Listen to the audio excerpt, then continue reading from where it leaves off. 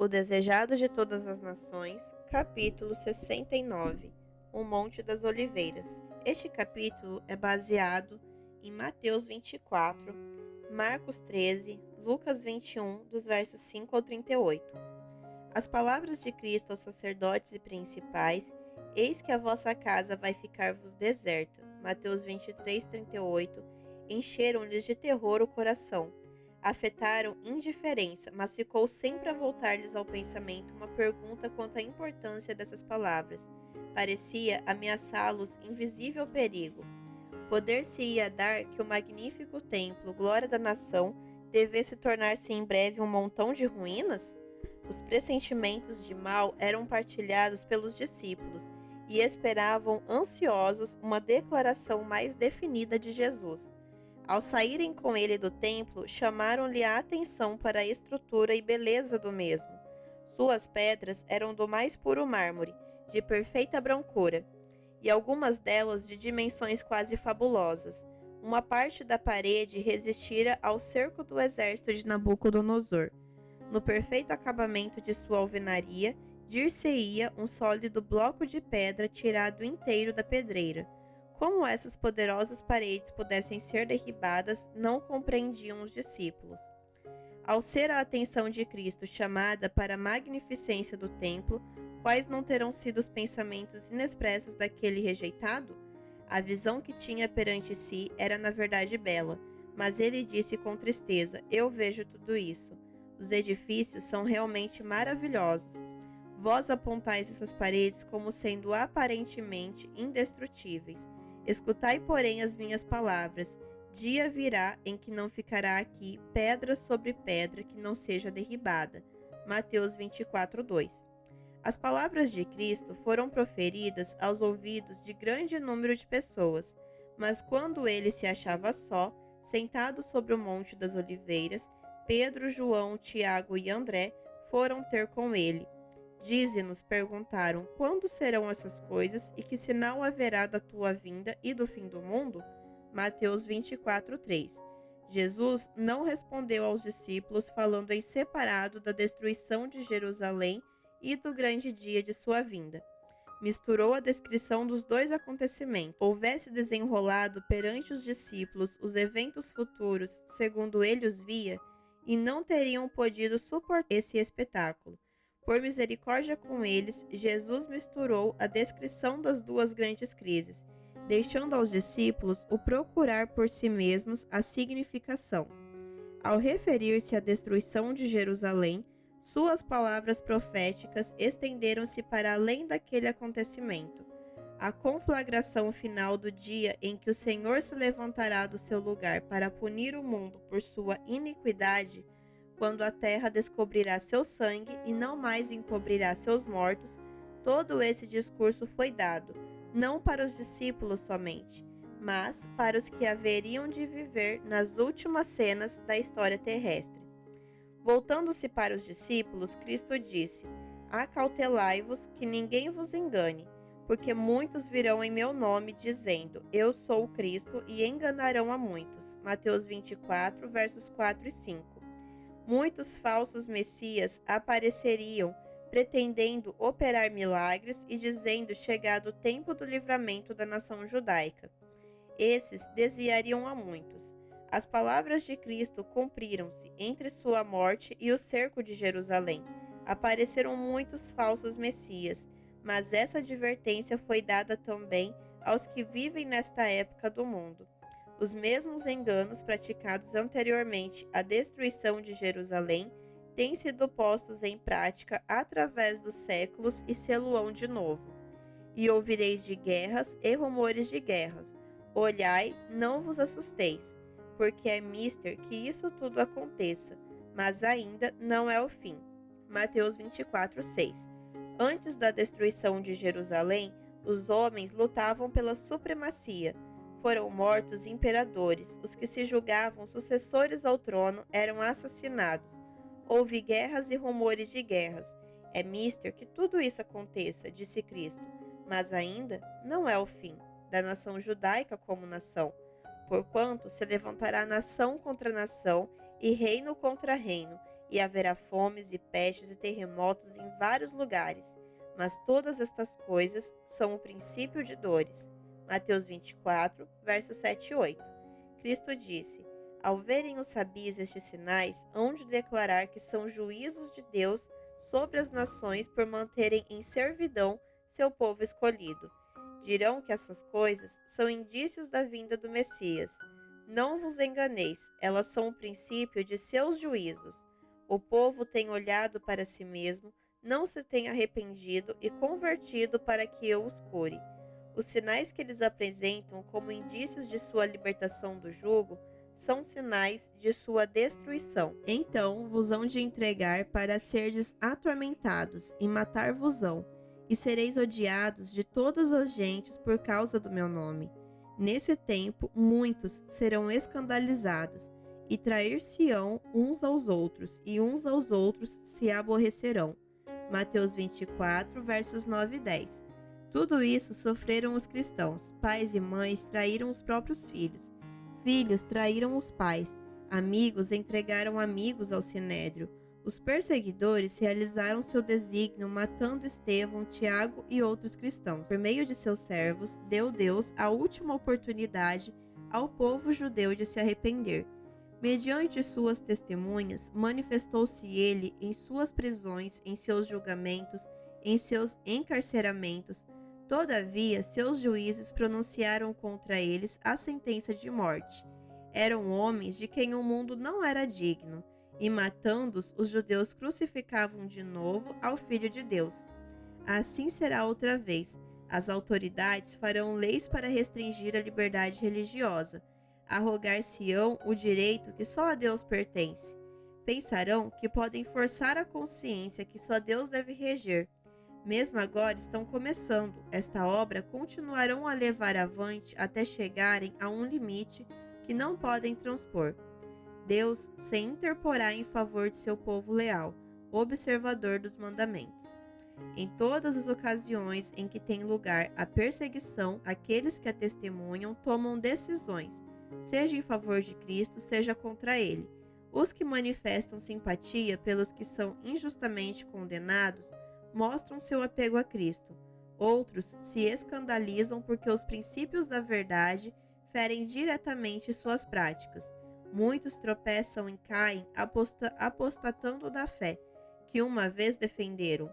Os que se retratam em tempo de prova hão de, por amor da própria segurança, dar falso testemunho e trair a seus irmãos.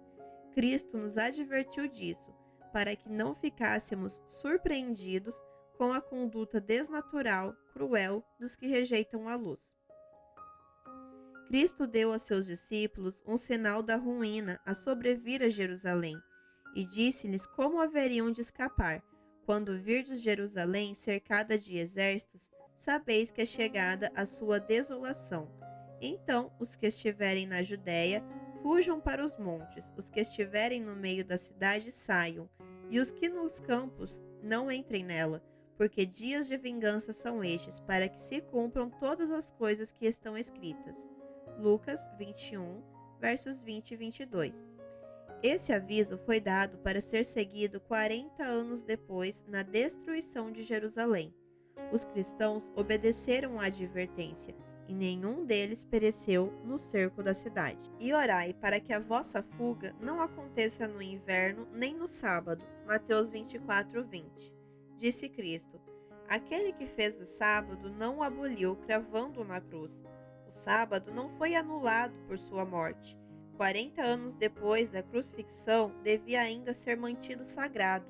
Durante 40 anos, deviam os discípulos orar para que sua fuga não caísse no sábado. Da destruição de Jerusalém, passou Cristo rapidamente ao maior evento, o último elo na cadeia da história terrestre, a vinda do Filho de Deus em majestade e glória. Entre estes dois acontecimentos, jaziam abertos aos olhos de Cristo longos séculos de trevas, séculos assinalados para sua igreja por sangue e lágrimas e agonia. A contemplação dessas cenas não podiam então os discípulos suportar, e Jesus passou-as com breve menção. Porque haverá então grande aflição, disse, como nunca houve desde o princípio do mundo até agora, nem tampouco haverá. E se aqueles dias não fossem abreviados, nenhuma carne se salvaria. Mas por causa dos escolhidos, serão abreviados aqueles dias. Mateus 24, versos 21 e 22.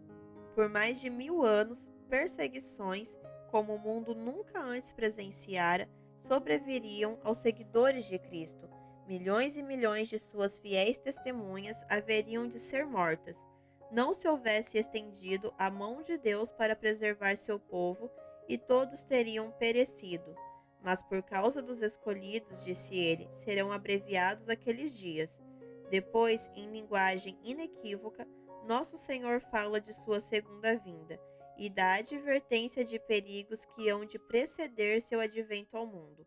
Então, se alguém vos disser, eis que o Cristo está aqui ou ali, não lhes deis crédito, porque surgirão falsos cristos e falsos profetas, e farão tão grandes sinais e prodígios, que se possível fora, enganariam até os escolhidos. Eis que eu vô-lo tenho predito. Portanto, se vos disserem, eis que ele está no deserto, não saiais, eis que ele está no interior da casa, não acrediteis. Porque assim como o relâmpago sai do oriente e se mostra até o ocidente, assim será também a vinda do Filho do Homem. Mateus 24, versos 23 a 27.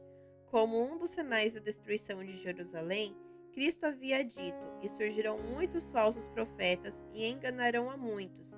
Ergueram-se falsos profetas, enganando o povo e levando grande número ao deserto. Mágicos e exorcistas, pretendendo miraculoso poder, arrastaram o povo após si às solidões das montanhas. Mas esta profecia foi dada também para os últimos dias. Este sinal é indício do segundo advento. Mesmo agora, falsos cristos e falsos profetas exibem sinais e maravilhas para seduzir seus discípulos. Não ouvimos nós o grito, eis que ele está no deserto? Não tem milhares ido ao deserto na esperança de encontrar a Cristo? E de milhares de reuniões onde os homens professam ter comunicação com os espíritos dos que se foram, não vem o brado. Eis que ele está no interior da casa, nas câmaras, dizem outras versões? É exatamente o que pretende o Espiritismo. Mas que Cristo diz? Não acrediteis, porque assim como o relâmpago sai do Oriente e se mostra até o Ocidente, assim será também a vinda do Filho do Homem. O Salvador dá sinais de sua vinda, e mais que isto, fixa o tempo em que aparecerão os primeiros desses sinais. E logo depois da aflição daqueles dias, o sol escurecerá e a lua não dará a sua luz, e as estrelas cairão do céu, e as potências do céu serão abaladas. Então aparecerá no céu o sinal do Filho do Homem, e todas as tribos da terra se lamentarão, e verão o Filho do Homem vindo sobre as nuvens do céu, com poder e grande glória, e ele enviará os seus anjos com rijo clamor de trombeta, os quais ajuntarão os seus escolhidos desde os quatro ventos, de uma a outra extremidade dos céus. Mateus 24, versos 29 a 31. Ao fim da grande perseguição papal, declarou Cristo, o sol se escureceria e a lua não daria sua luz. Em seguida, cairiam as estrelas do céu, e ele diz, aprendei, pois esta parábola da figueira, quando já os seus ramos se tornam tenros e brotam folhas, sabeis que está próximo o verão. Igualmente, quando virdes todas estas coisas, sabei que ele está próximo, às portas. Mateus 24, versos 32 e 33. Cristo deu sinais de sua vinda. Declara que podemos conhecer quando ele está perto, às portas. Ele diz daqueles que veem estas coisas, não passará esta geração sem que todas estas coisas aconteçam. Mateus 24, 34. Estes sinais apareceram. Agora sabemos com certeza que a vinda do Senhor está às portas. O céu e a terra passarão, mas as minhas palavras não hão de passar. Mateus 24, 35. Cristo virá com nuvens e grande glória. Uma multidão de luminosos anjos o acompanhará. Ele virá para ressuscitar os mortos e transformar os santos vivos de glória em glória. Virá honrar os que o amaram e guardaram seus mandamentos, e levá-los para si. Não os esqueceu nem a sua promessa. Unir-se-á de novo à cadeia da família. Ao contemplarmos nossos mortos, podemos pensar na manhã em que a trombeta de Deus soará, e os mortos ressuscitarão incorruptíveis, e nós seremos transformados. 1 Coríntios capítulo 15, verso 52. Mais um pouco e veremos o Rei em sua formosura. Mais um pouco e ele enxugará toda lágrima de nossos olhos. Um pouco mais e nos apresentará, irrepreensíveis com alegria perante a sua glória. Judas 24. Por conseguinte, ao dar ele os sinais de sua vinda, disse: Ora, quando estas coisas começarem a acontecer, olhai para cima e levantai as vossas cabeças, porque a vossa redenção está próxima. Lucas 21, verso 28. Mas o dia e hora de sua vinda não foram revelados. Jesus declarou positivamente a seus discípulos que ele próprio não podia dar a conhecer o dia ou a hora de sua segunda vinda. Houvesse estado na liberdade de revelar isto, que necessidade teria então de os exortar a uma constante vigilância? Alguns há que pretendem conhecer o próprio dia e hora do aparecimento do Senhor. Muitos zelosos são eles em delinear o futuro, mas o Senhor os advertiu a sair desse terreno. O tempo exato da segunda vinda do Filho do Homem é mistério de Deus. Cristo continua indicando as condições do mundo por ocasião de sua vinda. E como foi nos dias de Noé, assim será também na vinda do Filho do Homem. Porquanto, assim como nos dias anteriores ao dilúvio, comiam, bebiam, casavam e davam-se em casamento, até o dia em que Noé entrou na arca e não o perceberam, até que veio o dilúvio e os levou a todos. Assim será também a vinda do Filho do Homem. Mateus 24, versos 37 a 39. Cristo não apresenta aí um milênio temporal, 1000 anos em que todos se hão de preparar para a eternidade. Diz-nos que, como foi nos dias de Noé, assim será quando o Filho do Homem vier outra vez. Como foi nos dias de Noé? Viu o Senhor que a maldade do homem se multiplicara sobre a terra, e que toda a imaginação dos pensamentos de seu coração era só má continuamente. Gênesis 6, verso 5. Os habitantes do mundo antediluviano desviaram-se de Jeová, recusando fazer sua santa vontade. Seguiram após sua profana imaginação e pervertidas ideias.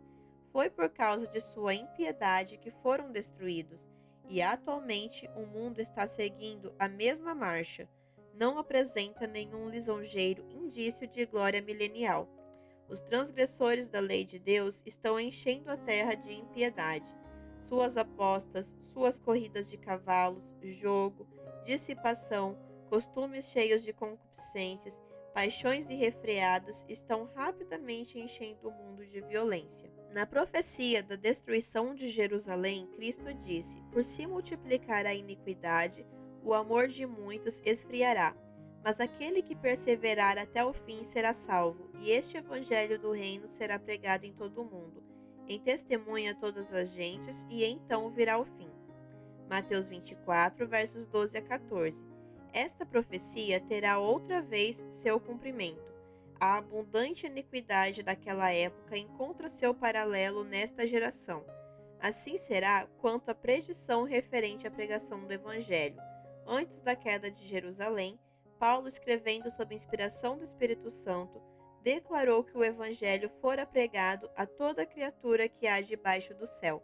Colossenses 1:23. Assim, agora, antes da vinda do Filho do Homem, o evangelho eterno tem que ser pregado a toda nação, tribo, língua e povo. Apocalipse capítulo 14, versos 6 e 14. Deus tem determinado um dia em que com justiça há de julgar o mundo. Atos dos Apóstolos 17:31. Cristo nos diz quando terá lugar aquele dia. Ele não diz que todo o mundo se converterá, mas que este evangelho do reino será pregado em todo o mundo, em testemunho a todas as gentes, e então virá o fim. Mateus 24:14. Dando o evangelho ao mundo, está em nosso poder apressar a volta de nosso Senhor. Não nos cabe apenas aguardar, mas apressar o dia de Deus. 2 Pedro 3:12. Houvesse a Igreja de Cristo feito a obra que lhe era designada, como ele ordenou, o mundo inteiro haveria sido antes advertido, e o Senhor Jesus teria vindo à terra em poder e grande glória. Depois de dar os sinais de sua vinda, Cristo disse: Quando virdes acontecer estas coisas, sabei que o reino de Deus está perto. Lucas 21:31. Olhai, vigiai e orai. Marcos 13:33. Deus sempre tem dado aos homens advertência dos juízos por vir. Aqueles que tiveram fé na mensagem por ele enviada para seu tempo e agiram segundo sua fé, em obediência aos seus mandamentos, escaparam aos juízos que caíram sobre os desobedientes e incrédulos. A Noé veio a palavra: Entra tu e toda a tua casa na arca, porque te hei visto justo diante de mim. Gênesis 7:1. Noé obedeceu e foi salvo. A Ló foi enviada a mensagem: Levantai-vos, saí deste lugar, porque o Senhor há de destruir a cidade. Gênesis 19:14. Ló colocou-se sob a guarda dos mensageiros celestes e foi salvo. Assim, os discípulos de Cristo tiveram aviso da destruição de Jerusalém. Os que estavam alerta quanto ao sinal da próxima ruína e fugiram da cidade escaparam à destruição. Assim, agora estamos dando aviso da segunda vinda de Cristo e da destruição impendente sobre o mundo. Os que ouvirem a advertência serão salvos. Como não sabemos o tempo exato de sua vinda, somos advertidos a vigiar. Bem-aventurados aqueles servos, os quais, quando o Senhor vier, achar vigiando. Lucas 12, versos 37 e 42. Os que vigiam à espera da vinda do Senhor não aguardam em ociosa expectativa.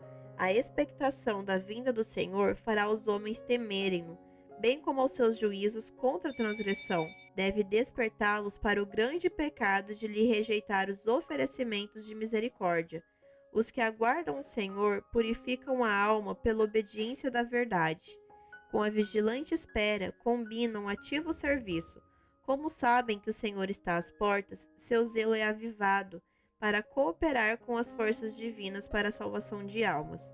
Estes são os sábios e fiéis servos que dão o sustento a seu tempo, à casa do Senhor.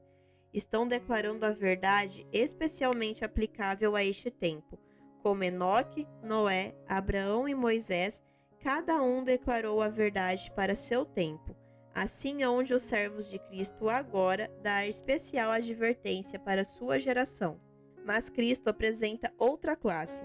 Porém, se aquele mau servo disser consigo: O meu senhor tarde virá, e começar a espancar os seus conservos e a comer e a beber com os ébrios, virá o senhor daquele servo num dia em que o não espera. Mateus 24, versos 48 a 50. O mau servo diz em seu coração: O meu senhor tarde virá. Não diz que Cristo não virá, não zomba da ideia de sua segunda vinda. Mas, em seu coração e por suas ações e palavras, declara que a vinda do Senhor demora.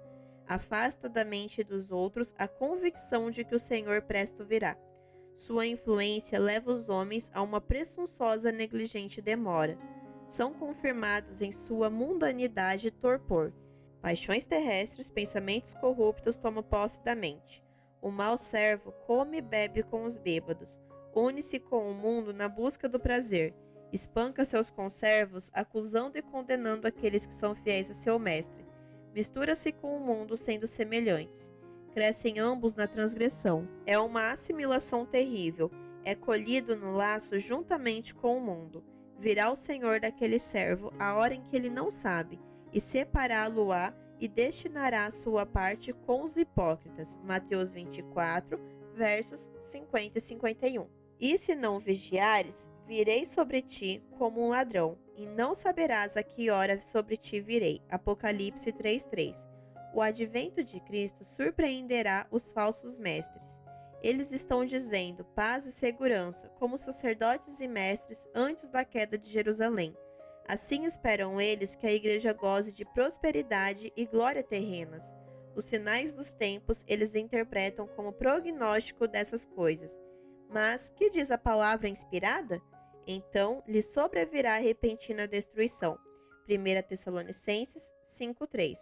Como um laço virá o dia de Deus sobre a terra, e sobre todos os que fazem deste mundo sua pátria, ele virá sobre eles como um ladrão.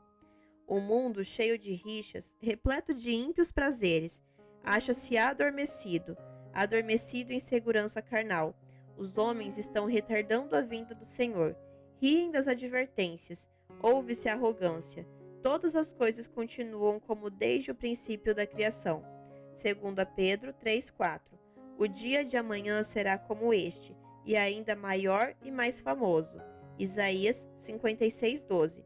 Aprofundar-nos-emos no amor do prazer, mas Cristo diz: eis que venho como ladrão. Apocalipse 16,15. Ao mesmo tempo que o mundo está perguntando zombeteiramente onde está a promessa da sua vinda, 2 Pedro 3,4, estão se cumprindo os sinais. Enquanto eles gritam paz e segurança, aproxima-se repentina destruição.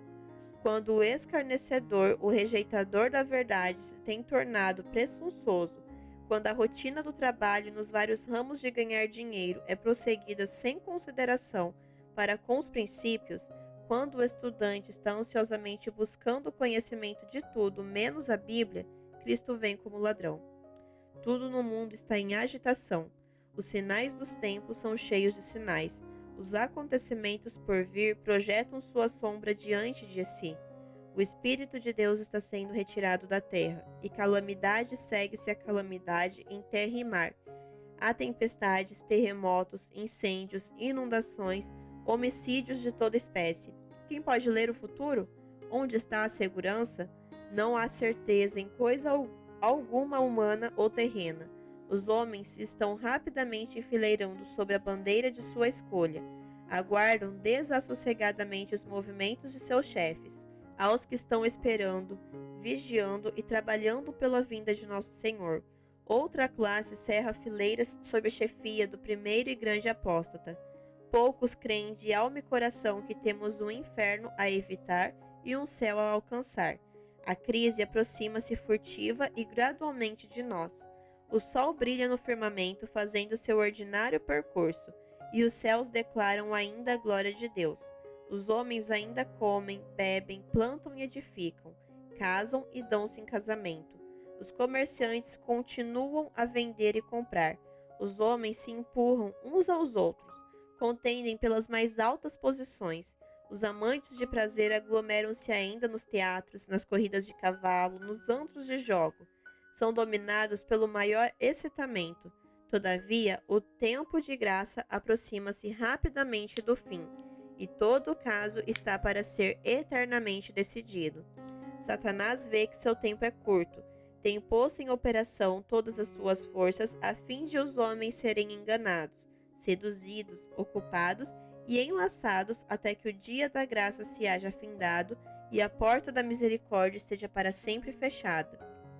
Através dos séculos chegam até nós as solenes palavras de advertência de nosso Senhor, no Monte das Oliveiras.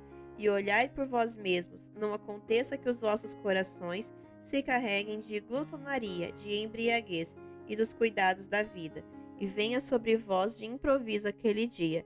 Vigiai, pois, em todo o tempo, orando, para que sejais havidos por dignos de evitar todas estas coisas que hão de acontecer e de estar em pé diante do Filho do Homem. Lucas 21, versos 34 e 36.